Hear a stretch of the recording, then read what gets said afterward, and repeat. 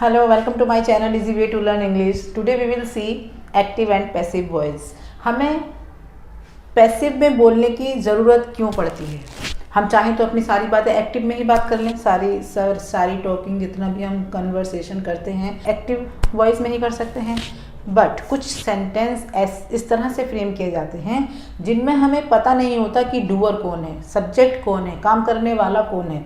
इस केस पे हमें पैसिव वॉइस में बोलने की ज़रूरत पड़ती है, पैसिव में सेंटेंस बनाने की ज़रूरत पड़ती है। जैसे कि मेरी घड़ी खो गई तो मैं कहूँगी मेरी घड़ी चोरी हो गई या मेरी घड़ी खो गई। तो मैं इसको कैसे बोलूँगी? अब मुझे ये तो नहीं पता मेरी घड़ी किसने चुराई है, मैं किसी का नाम कैसे लगा दूँ? सब्जेक्ट तो वो है ना जिसने चुराया है, जो काम कर रहा है। भाई घड़ी ने तो कुछ काम नहीं किया, घड़ी को तो किसी ने उठाया और लेके चला गया। तो सब्जेक्ट डूअर जो काम कर रहा है वो सब्जेक्ट है, और वो या तो नाउन होता है या प्रोनाउन। ये बात भी याद रखना, वो नाउन होगा या प्रोनाउन होगा।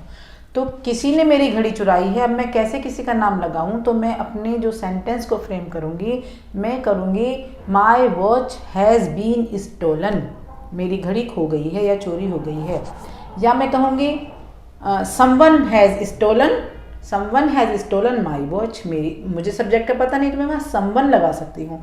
तो ये जो मैंने समवन लगाया है ये ऑप्शनल है, मैं लगा भी सकती हूँ, मैं नहीं भी लगा सकती। जब हम समवन, एनीबडी, समबडी के सेंटेंस बनाते हैं, एक्टिव से पैसिव करते हैं, तो पैसिव वॉइस में इनका लगाना ज़रूरी नहीं होता है, इनको अवॉइड भी किया जा सकता है। एक सेंटेंस और देख लेते हैं। किसी बच्चे का किडनैप हो गया, अब हमें नहीं पता किसने किडनैप किया है, हम क्या जाने किसने किडनैप किया है, कौन है डूअर, कौन सब्जेक्ट है।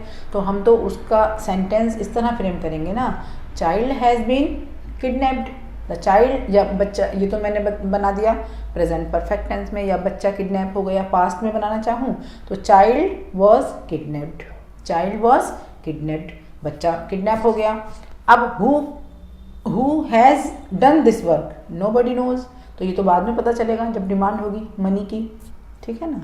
तो अभी देख लेते हैं आज मैं जो सेंटेंस लेकर आई हूँ एक्टिव एंड पैसिव वॉइस, वो सिर्फ हैं प्रेजेंट इंडेफिनिट के, और पास्ट इंडेफिनिट के भी, और फ्यूचर इंडेफिनिट के भी। मीन्स इंडेफिनिट के तीनों टेंस आज कवर हो जाएंगे। हाँ, तो हमारे पास कितने टेंस होते हैं? Present, past and future, 3 tense होते हैं। इन 3 टेंस के 4 पार्ट्स होते हैं। तो टोटल हमारे पास टेंस हो गए 4 3 जा 12 हमारे पास टेंस होते हैं। तो घबराइएगा मत, सबके नहीं बताने वाले, सबके नहीं सीखने हैं आपको सिर्फ सीखने हैं, क्योंकि हमारे पास 4 टेंस ऐसे होते हैं जिनका पैसिव नहीं बनता है। तो हम आगे आगे देखेंगे किसका नहीं बनता और किसका बनता है। तो 4 माइनस कर दो तो 8 हमारे पास बचते हैं। तो हम 8 टेंस के एक्टिव एंड पैसिव सीखेंगे। तो आज हम सीखेंगे सिर्फ इंडेफिनिट टेंस। पहले हम इसके कुछ रूल्स देखते हैं कि एक्टिव से पैसिव बनाने के लिए हमें सब्जेक्ट को ऑब्जेक्ट बनाना पड़ता है, ऑब्जेक्ट को सब्जेक्ट बनाना पड़ता है, वर्ब की कौन सी फॉर्म लगानी पड़ती है। तो पहले इसको देखते हैं। हमारी स्ट्रक्चर जो बनती है पैसिव वॉइस की स्ट्रक्चर मैं आपको बता रही हूँ, क्योंकि आपको एक्टिव की तो पता है। एक्टिव की क्या है? Subject plus verb plus object, ठीक है ना। जहाँ पर ऑब्जेक्ट होता है उसी का हम पैसिव वॉइस बना सकते हैं। जहाँ पर ऑब्जेक्ट होगा और वर्ब होगी ट्रांजिटिव, इंट्रांजिटिव वर्ब होगी और ऑब्जेक्ट भी मिसिंग होगा, तो वहाँ पर हम पैसिव वॉइस नहीं बना सकते। तो पैसिव का स्ट्रक्चर बन जाएगा सब्जेक्ट प्लस हेल्पिंग वर्ब, जो कि मेन है। हेल्पिंग वर्ब को हमें ज़रूर लगाना होता है, हेल्पिंग वर्ब, उसके बाद मेन वर्ब, और आफ्टर दैट एक प्रीपोजिशन का यूज़ करते हैं बाई, और बाई के बाद हम ऑब्जेक्ट लगाते हैं, जिसे हम एजेंट भी कह सकते हैं। और ऑब्जेक्ट क्या होता है? जो हमारा एक्टिव वॉइस में सब्जेक्ट होता है, वो पैसिव वॉइस में ऑब्जेक्ट बन जाता है। तो देखते हैं first sentence, I read a poem, मैं एक पोएम पढ़ता हूँ। आई रीड अ पोएम, मैं किस पर वर्क करता हूँ? मैं पोएम पे वर्क करता हूँ, मैं पोएम पढ़ता हूँ। तो इसका ऑब्जेक्ट कैसे बनाएंगे? जो पोएम है, आ पोएम, इसको हम बना देंगे, बिकॉज दिस इज ऑब्जेक्ट, इसको बना देंगे सब्जेक्ट। तो आ पोएम यहाँ पर सब्जेक्ट बन जाएगी, आ पोएम। अब क्योंकि प्रेजेंट इंडेफिनिट में है, प्रेजेंट इंडेफिनिट की जो वर्ब होती हैं वो होती हैं निगेटिव में और इंटेरोगेटिव में डू एंड डज, एंड जो अफर्मेटिव में होती है इज, एम एंड आर। ये हेल्पिंग वर्ब हम प्रेजेंट इंडेफिनिट में यूज़ करेंगे। This is the verb of present indefinite tense in passive voice. तो हम क्या लगाएंगे? अब पोएम के साथ इज आ जाएगा, एम नहीं आएगा, आर नहीं आएगा। पोएम एक सिंगुलर सब्जेक्ट है, तो पोएम के साथ आएगा is. A poem is read by me, read third form है, वर्ब की थर्ड फॉर्म लगेगी। यहाँ पर जो मेन वर्ब है उसकी लगेगी थर्ड फॉर्म। हेल्पिंग वर्ब के बाद मेन वर्ब उसकी थर्ड फॉर्म। इसकी स्ट्रक्चर को आप उतार सकते हैं, subject plus helping verb plus main verb की थर्ड फॉर्म। और ये थर्ड फॉर्म सभी टेंस के लिए है, थर्ड फॉर्म और हेल्पिंग वर्ब सभी टेंस के लिए है। ये प्रेजेंट इंडेफिनिट का अलग से स्ट्रक्चर है, जो मैं पास्ट का भी लिखूंगी यहाँ पर, पास्ट इंडेफिनिट और फ्यूचर का भी लिखूंगी। The boys play cricket, boys play cricket, boys का जो सीधा सीधा ऑब्जेक्ट बनता है, क्या करते हैं वो क्रिकेट खेलते हैं। जो हमारा क्या से आंसर आया वो क्रिकेट खेलते हैं, तो क्रिकेट को ही हम ऑब्जेक्ट बना देते हैं। क्रिकेट, क्रिकेट सिंगुलर वर्ब है, उसके लिए इज आ जाएगा। क्रिकेट इज प्लेड, वर्ब की थर्ड फॉर्म, जैसा कि मैंने बताया हेल्पिंग वर्ब इज वर्ब की थर्ड फॉर्म प्लेड, बाय लगाकर जो सब्जेक्ट था उसको ऑब्जेक्ट बना दो, बाय द बॉयज, ये सब्जेक्ट था, ये यहाँ पर ऑब्जेक्ट बन गया by the boys. Present indefinite का ये वाला स्ट्रक्चर हम प्रूव कर देते हैं कि सही उतरता है इस पर या नहीं, तो बिल्कुल सही है। क्रिकेट सिंगुलर है, उसके साथ हमने इज लगा दिया, और अभी हम निगेटिव में आए नहीं हैं, निगेटिव और इंटेरोगेटिव के उस पर आए नहीं हैं अभी हम, तो ठीक है ना। Second sentence, you hide a ball, तुम एक बॉल छुपा लेते हो, तुम बॉल छुपा लेते हो। तो अब यू का क्या काम है, वो बॉल को छुपाता है, बॉल को छुपाता है, बॉल इसका ऑब्जेक्ट है। तो अब आ बॉल को ही हम सब्जेक्ट बना देते हैं, आ बॉल हमने सब्जेक्ट बना दिया। उसके बाद हमें हेल्पिंग वर्ब चाहिए, बॉल सिंगुलर है, हेल्पिंग वर्ब आ गई उसके साथ। अब बॉल इज, अगर यहाँ बॉल्स होता, एक बॉल ना होकर बहुत सारी बॉल्स होती, चलिए मैं एक भी सेंटेंस प्लूरल वर्ब का नहीं आया तो मैं यहाँ पर प्लूरल कर देती हूँ। यू हाइड बॉल्स, तुम बॉल्स हाइड कर लेते हो, तो बॉल्स आर, बॉल्स के साथ क्या लगाएंगे, are. Balls are hidden by, और जो सब्जेक्ट था उसका ऑब्जेक्ट बना दिया, balls are hidden by you. I think it is clear to you. Next is she doesn't open the door. अब मैंने निगेटिव सेंटेंस लिया है, she does not open the door. She किस पर वर्क कर रही है, शी का ऑब्जेक्ट है द डोर, वो द डोर को हिला रही है, ओपन कर रही है, बंद कर, जो भी कुछ कर रही है वो द डोर के साथ कर रही है। द डोर को मैंने सब्जेक्ट बना दिया, द डोर सिंगुलर है, इज आ जाएगा। इज जब डू और डज एक्टिव में आएगा तब उसके लिए पैसिव में क्या करेंगे, पैसिव में लगाएंगे is not and are not, ठीक है। और आई के लिए एम नॉट, तो ये हो गया is not, are not, am not, I के लिए एम नॉट, तो हो जाएगा the door is not. Is not क्यों आया, क्योंकि डोर एक सिंगुलर सब्जेक्ट है। The door is not open, और वर्ब की थर्ड फॉर्म तो कंपलसरी है। वर्ब की थर्ड फॉर्म को तो आप समझ दीजिए, पैसिव वॉइस में अगर आपको वर्ब की फॉर्म कहीं लर्न करने की ज़रूरत पड़ती है तो पैसिव वॉइस ही है जिसमें आपको वर्ब की थर्ड फॉर्म लर्न करने की ज़रूरत पड़ेगी, और लर्न होनी भी चाहिए, कहीं भी काम आ जाती है। तो the door is not open by her, by के साथ क्या लगाएंगे, बाय के साथ हम लगाते हैं ऑब्जेक्टिव केस, जो वर्ब जो ऑब्जेक्ट का जो हम यहाँ पर सब्जेक्ट का जो ऑब्जेक्ट बना रहे हैं वो लगेगा इसका ऑब्जेक्टिव केस। शी का ऑब्जेक्टिव केस क्या होगा, हर, बाय हर। अगर यहाँ पर ही होता तो बाय हिम, यहाँ पर होता दे तो बाय देम, जो इनके ऑब्जेक्टिव केस होते हैं। और अगर यहाँ पर किसी का नेम होता तो वो नेम ऐसे का ऐसे ही एज इट इज हम नेम लिख देते।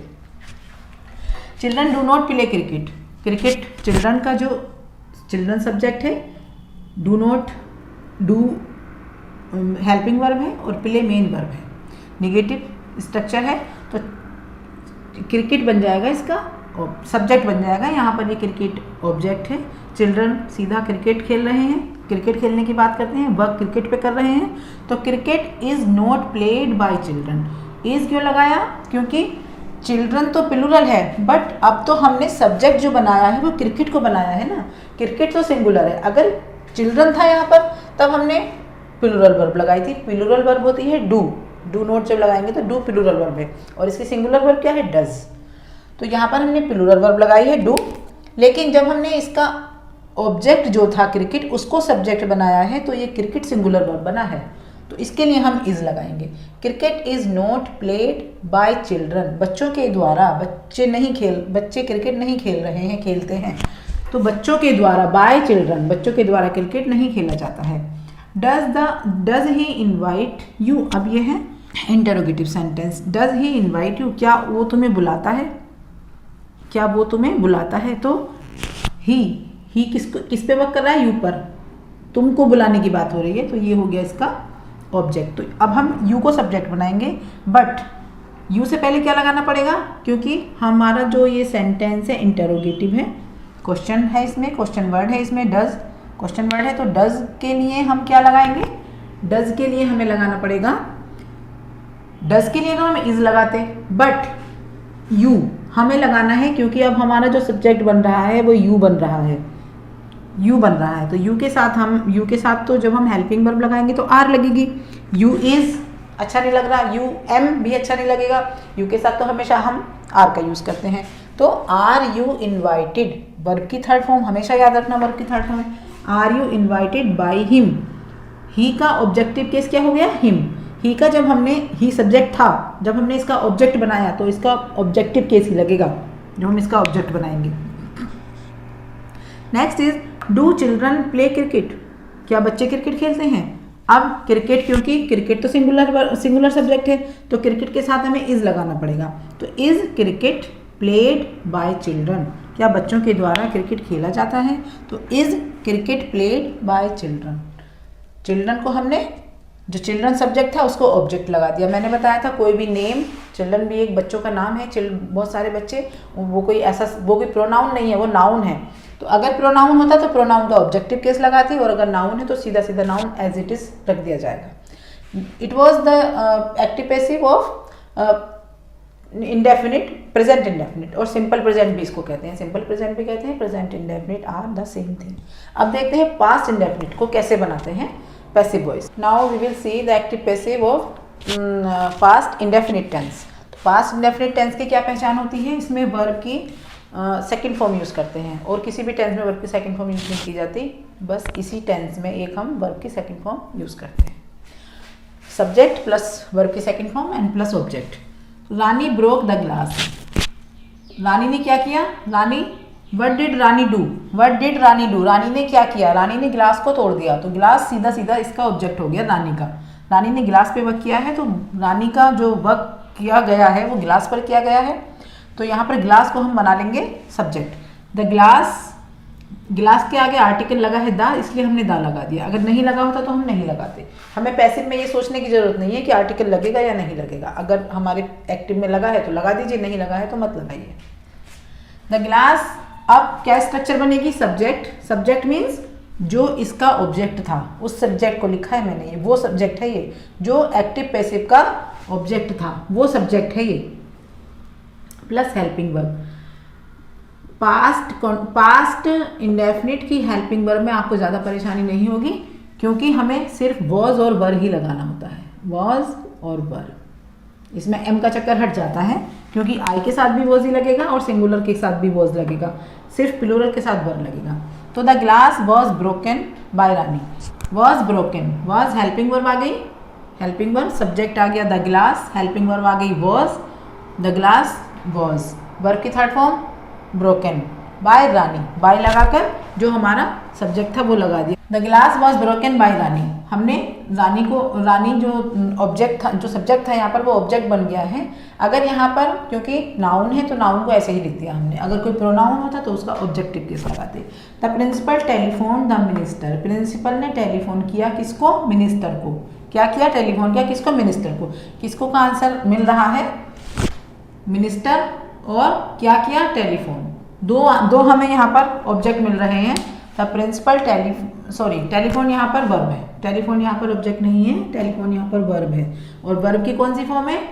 सेकंड फॉर्म है। क्यों? क्योंकि हेल्पिंग वर्ब नहीं है। अगर कोई हेल्पिंग वर्ब होती है तो वर्ब की सेकंड फॉर्म को ही थर्ड फॉर्म कहते हैं, अगर वो किसी हेल्पिंग वर्ब के साथ आई होती है। हेल्पिंग वर्ब क्या क्या होती हैं? जैसे is, are, am, and has been, had been, have भी हेल्पिंग वर्ब होते हैं। जब ये टेंस में यूज़ किए जाते हैं कि he has broken my glass, उसने मेरा गिलास तोड़ दिया, तो ही हैज़ ब्रोकन, हैज़ यहाँ पर हेल्पिंग वर्ब है और ब्रोकन यहाँ पर वर्ब की थर्ड फॉर्म है, मेन वर्ब है थर्ड फॉर्म। तो इस जब हम इस तरह यूज़ करते हैं तो जब हेल्पिंग वर्ब के साथ यूज़ करते हैं तो वो थर्ड फॉर्म होती है, विदाउट हेल्पिंग वर्ब है तो वो सेकंड फॉर्म है। और यहाँ पर ये सेकंड फॉर्म इसलिए भी है क्योंकि हम तो पास्ट इंडेफिनिट देख रहे हैं, तो पास्ट इंडेफिनिट में तो सेकंड फॉर्म ही लगती है। The principal telephone the minister, तो हमने प्रिंसिपल ने किसको फोन किया था? मिनिस्टर को। मिनिस्टर यहाँ पर हो गया ऑब्जेक्ट। द मिनिस्टर वॉज लगाना जरूरी था, मिनिस्टर सिंगुलर है तो वॉज आ गया यहाँ पर। टेलीफोन वर्ब की थर्ड फॉर्म लगानी, अब ये यहाँ पर थर्ड फॉर्म है। क्यों? क्योंकि अभी अपने साथ हेल्पिंग वर्ब ले रही है। अगर ये हेल्पिंग वर्ब नहीं होता तो ये सेकंड फॉर्म थी। अभी वॉज आ गया तो हम इसको थर्ड फॉर्म कंसीडर करेंगे। बाय द प्रिंसिपल, किसके द्वारा हुआ था टेलीफोन? बाय द प्रिंसिपल के द्वारा। बाय का तो लगाते हैं, मस्ट है बाय, लेकिन अभी तो यहाँ पर मस्ट है क्योंकि हमें सब्जेक्ट दिया है। जब हमें सब्जेक्ट नहीं दिया होता तो बाय का यूज भी खत्म हो जाता है। जब हमारा सब्जेक्ट अननोन होता है या समवन करके होता है तब हम उसको नहीं भी लगा सकते हैं। They did not beat the thief, उन्होंने चोर को नहीं मारा। द थीफ, किसको नहीं मारा? चोर को, तो चोर बन गया यहाँ पर subject. The thief was not beaten by them, they का ऑब्जेक्टिव केस बनेगा देम, तो the thief was not beaten by them.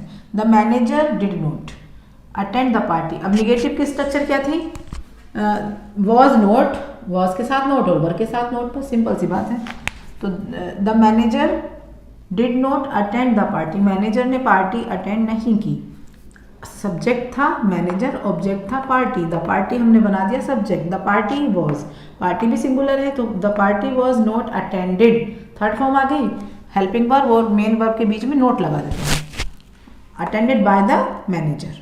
अब देख लेते हैं interrogative. Did she invite you to the function, क्या उन्होंने तुम्हें फंक्शन में इनवाइट किया है?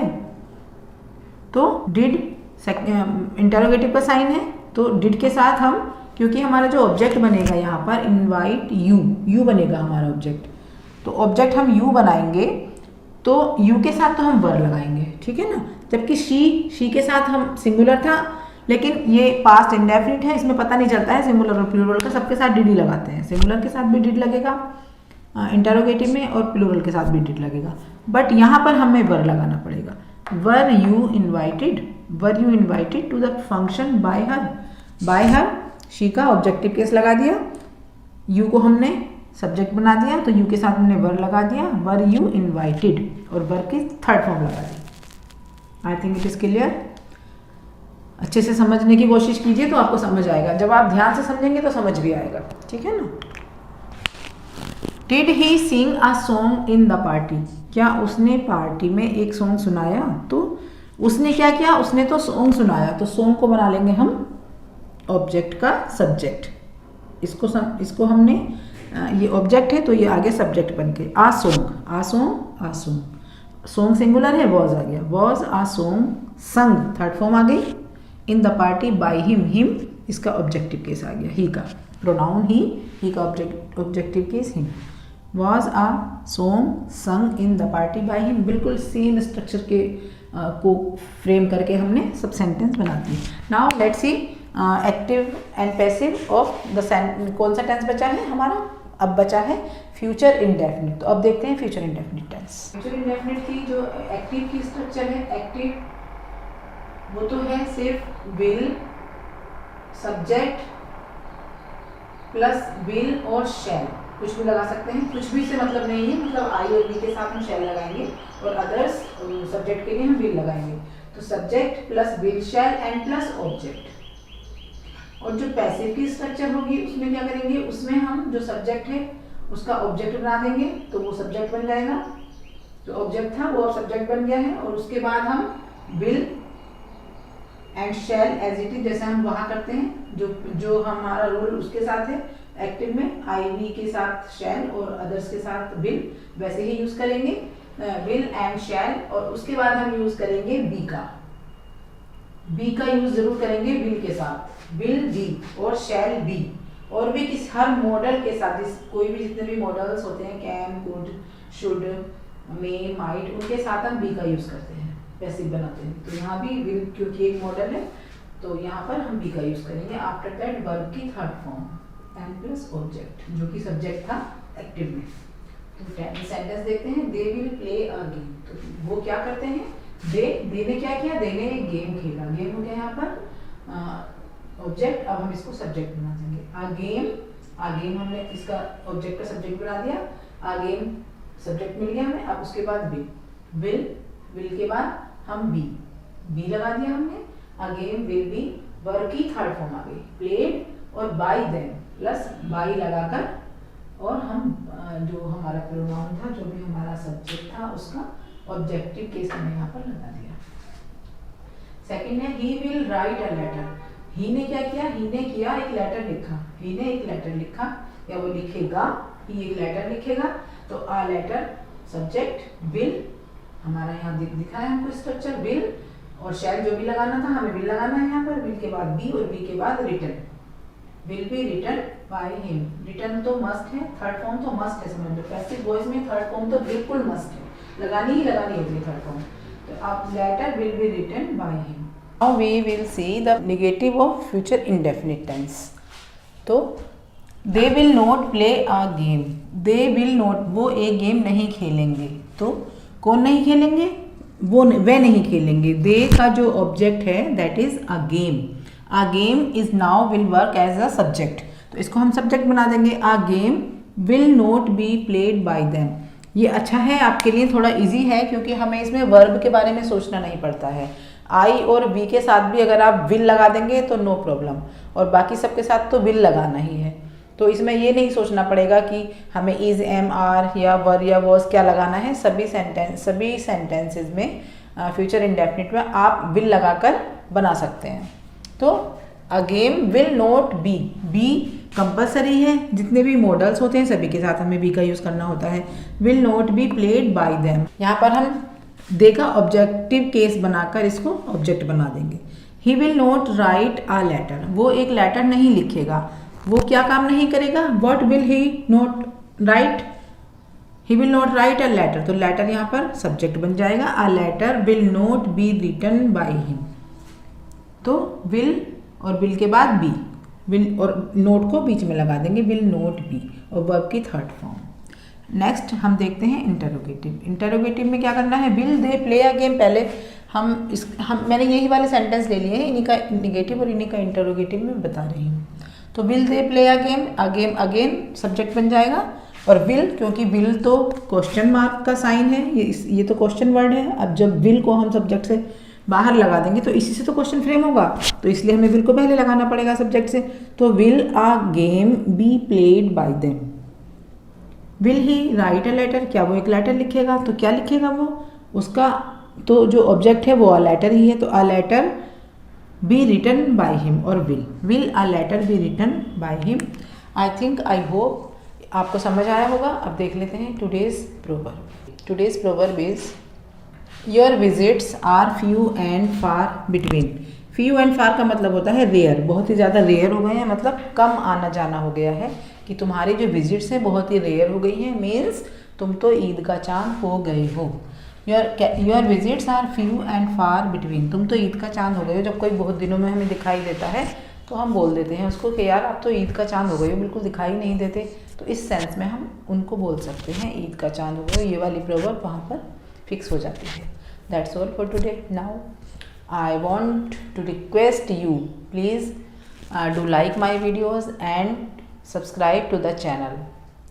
अगर आप मेरी वीडियो को ध्यान से देखेंगे, बार बार देखेंगे, तो बहुत कुछ समझ आएगा, कॉन्सेप्ट्स आपको समझ आएंगे। I will be back soon with a new chapter और new topic. Till then, bye.